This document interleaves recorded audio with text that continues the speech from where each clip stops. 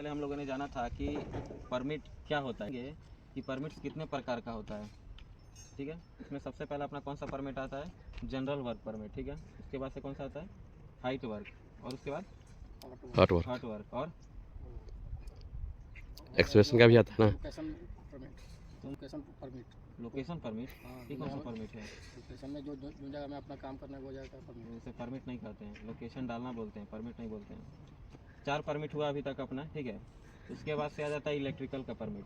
ठीक है, उसके बाद से कौन सा आता है, लिफ्टिंग का परमिट। अगर कोई भी आपको चीज़ लिफ्टिंग करना हो, मटेरियल लोड करना हो, अनलोड करना हो, तो उसे लोडिंग अनलोडिंग में वो आ जाता है। ठीक है, लिफ्टिंग और इरेक्शन का एक परमिट होता है। जब हम लोग ब्रांच को उठा रहे थे उसे हम लोग क्या बोलते हैं, लिफ्टिंग बोल सकते हैं या इरेक्शन बोल सकते हैं, वो एक अपना परमिट था। और उसके बाद से कौन सा होता है, कन्फाइन स्पेस का परमिट होता है। ठीक है, कन्फाइन स्पेस मतलब क्या, जैसे बताया था, कोई भी गड्ढा हो या अंदर जाना हो आपको कन्फाइन स्पेस में, उसके लिए एक अलग परमिट लगता है। और उसके बाद से कौन सा लगता है, एक और है, बताओ, एक्सकावेशन का। कहीं पे भी अगर आपको खुदाई करना होगा तो कौन सा परमिट की जरूरत पड़ेगा, एक्सकावेशन का। बताओ, इतना दिन से काम कर रहे हो, पूरा अभी कितना परमिट्स होता है, परमिट के बारे में नॉलेज नहीं है, ये सारा एक्सकवेशन का परमिट वहाँ पे लगेगा। क्योंकि कल बात कर रहा था मैं तो उससे आइडिया लग गया मेरे को। जैसे अब 6 बजे के बाद काम को अगर एक्सटेंड करना है तो मैं रोज़ पूछ रहा हूँ कौन सा काम होगा, हाइट का होगा क्या, या कोई जनरल वर्क परमिट लगेगा क्या।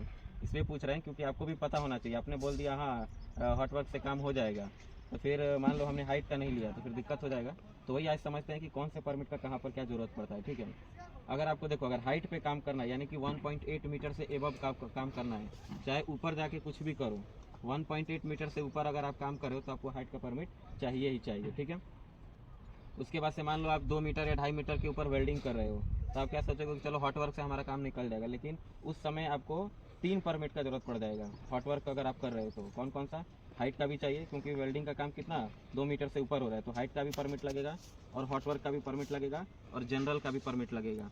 यानी कि अगर आप हाइट पर वेल्डिंग का काम करो तो एक साथ 3 परमिट आपको चाहिए। और अगर सिर्फ हाइट पर हो रहा है तो दो परमिट चाहिए, एक हाइट वर्क का चाहिए और एक जनरल चाहिए। ठीक है, लेकिन मान के चलो आप किसका काम कर रहे हो, पेंटिंग का काम कर रहे हो, या कोई सपोर्ट उठा के आपको एक जगह से दूसरे जगह पे शिफ्ट करना है, ठीक है ना, या कोई मटेरियल मतलब छोटा मोटा मटेरियल कोई भी एक जगह से दूसरे जगह पर लेके जाना है, या जैसे अपना पेंटिंग का काम चल रहा है, कहीं कहीं पे सपोर्ट केवल जाके यू क्लैंप लगा के या कुछ भी नट बोल्ट वगैरह से टाइट कर देना है, तो उसमें सिर्फ अपना जनरल काम से क्या हो जाएगा, जनरल वर्क परमिट से अपना काम निकल जाएगा। ठीक है, उसके बाद से बाकी सारा तो अपने अंडर में कोई आता नहीं है ना, कन्फाइन स्पेस अपने अंदर में आता है। लेकिन अगर कन्फाइन स्पेस में भी अगर जाना है तो जनरल वर्क समझ गया ना, कौन कौन सा जनरल वर्क होता है। साइट पर घूमने फिरने के लिए भी जनरल वर्क चाहिए, कोई भी छोटा सा इक्विपमेंट भी लेकर चाहिए। लेकिन उसके बाद अगर कोई भी काम होता है जैसे एक्सकावेशन का हो गया, या कन्फाइन स्पेस का हो गया, इलेक्ट्रिकल का हो गया, इनके साथ हमेशा 2 परमिट लगता है।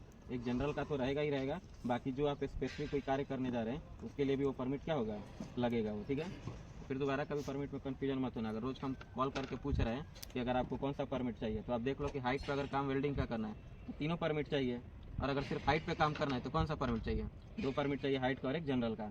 लेकिन पेंटिंग है, कोई सपोर्ट इंस्टॉल कर देना है कहीं पे जाके, या कहीं से कुछ मटेरियल उठा के लाना है, तो अपना जनरल से क्या होगा, काम निकल जाएगा। ठीक है ना, तो समझ गया ना, आज के लिए इतना ही, चलो ठीक है।